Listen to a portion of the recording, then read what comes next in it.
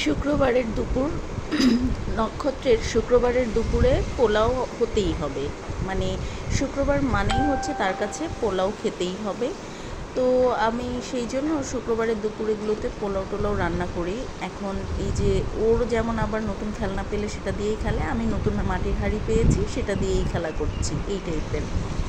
আমি মশলা ফার্স্টে কষিয়ে নিয়েছিলাম, তার আগে মাংসটা একটু ম্যারিনেট করে রেখেছিলাম শুধু হলুদ আর মরিচের গুঁড়ো দিয়ে, সাথে একটু ধনে গুঁড়ো দিয়েছিলাম আর একটু গরম মশলা গুঁড়ো।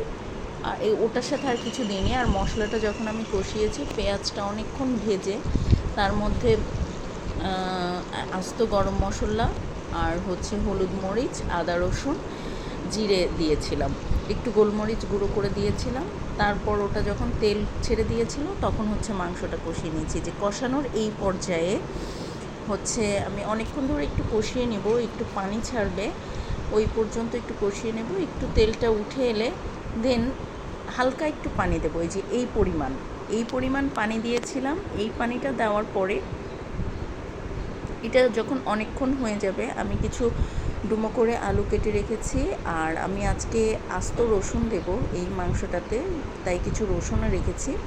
তো এই একদম পানিটা একটু শুকিয়ে গেলে এই আলুগুলো দিয়ে দিলাম, রসুনগুলো দিয়ে দেব।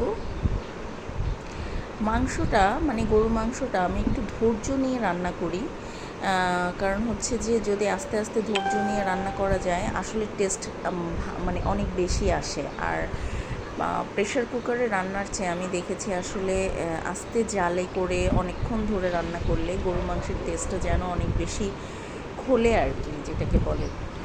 তো এই আলু দিয়েও খানিকক্ষণ কষিয়ে নেব, একটু নেড়ে চেড়ে কষিয়ে নিয়ে তারপর গিয়ে হচ্ছে পানি দেবো। তবে এখনই ঝোলের পানি দেব না, এই পানিটা আর একটু কষাবে। এই যতটুকু পানি আছে এটা আর একটু কষে পানিটা যখন শুকিয়ে যাবে তখন হচ্ছে ঝোলের পানি দেব। তবে এখানেও মনে রাখতে হবে যে অনেকক্ষণ ধরে একটু ধীরে জালে ধৈর্য ধরে এইটাকে একটু কষতে দেওয়া আর কি। তো এই যে তেল আবার উঠে এসেছে, তেল যখন একটু করে উঠে আসবে পানিটাও শুকিয়ে গেল, তারপর গিয়ে পানি দেব। ছুটির দিনে গরুর মাংস, আর আমার নক্ষত্র তো এখন হচ্ছে মুরগির মাংসের চেয়ে গরুর মাংস খেতে অনেক বেশি পছন্দ করে। খাসি মাংসও তার পছন্দ, বরং মুরগিটাও এখন তার কম পছন্দ হয়ে গিয়েছে। এই যে আমি একটু গরম পানি দিয়ে দিলাম, এই গরম পানিটাই মোটামুটি ঝোলের পানি, এটাই টেনে শুকিয়ে যতটুকু ঝোল থাকবে সেটা দিয়েই হচ্ছে খাওয়া হবে। এবং এই পানিটাতেই আস্তে আস্তে করে মাংসটা সেদ্ধ হয়ে যাবে।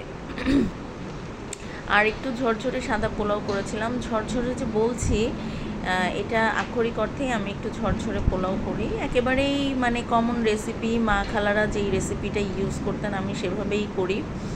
আর একটা গোপন ট্রিক শিখিয়ে দিই গরু মাংস আর পোলাওটা একটু মজা হওয়ার জন্য। ট্রিকটা হচ্ছে এই যে দেখুন কেমন ঝরঝরে হয়েছে। এই যে প্রতিটা পোলাও কিন্তু একটার গায়ের সাথে আরেকটা লেগে নেই, প্রত্যেকটা চাল আলাদা রয়েছে কিন্তু ভাতগুলো সেদ্ধ হয়েছে। আর ট্রিকটা হচ্ছে যে বাদাম বাটা, মাংসেও একটু বাদাম বাটা দিয়েছি, পোলাওতেও একটু বাদাম বাটা দিয়েছি, হাতের কাছে যেই বাদাম থাকে। আর মাংসটা একদম নামানোর আগে একটু গরম মশলা গুঁড়ো আর একটু জিরের গুঁড়ো ছড়িয়ে দিয়েছি।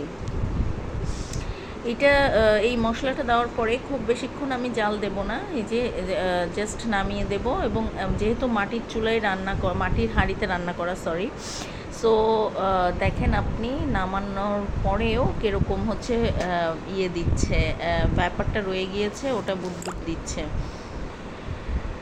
এবং মাটির হাঁড়ির আরেকটা বিষয় হচ্ছে আমার মা আমাকে বলেছেন চুলা থেকে একদম মানে নামানোর পরে সরাসরি মাটিতে না রাখতে, তাই একটা কাপড়ের উপর রেখেছিলাম। আর এই সেই পোলাও ঝরঝরে, দেখতে পাচ্ছেন চালগুলো কীরকম আলাদা আলাদা হয়েছে।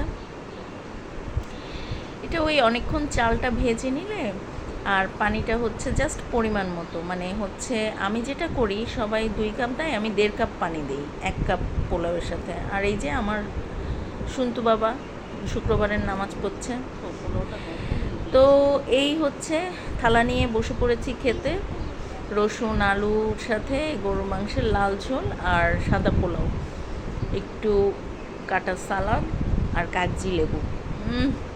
শুক্রবারের দুপুর একদম জমে গিয়েছিল আমার। পোলাও আর সাদা পোলাওয়ের সাথে গরুর মাংস এমনি আমার অনেক পছন্দের খাবার। আর নক্ষত্র তো খুবই মজা করে খায়, তাই আমি শখ করেই রান্না করি। এইবার দেখেন আমার বারান্দার একটা দৃশ্য দেখাই, উপরেও কাঠগোলাপ, নিচেও কাঠগোলাপ। মনটা ভালো হয়ে যেতে আর কিছু লাগে নাকি? তো আজকে এই পর্যন্তই, অনেকক্ষণ কথা হলো আপনাদের সাথে। সামনে নিশ্চয়ই আবারও কথা হবে। ভালো থাকবেন আশা করি সবাই।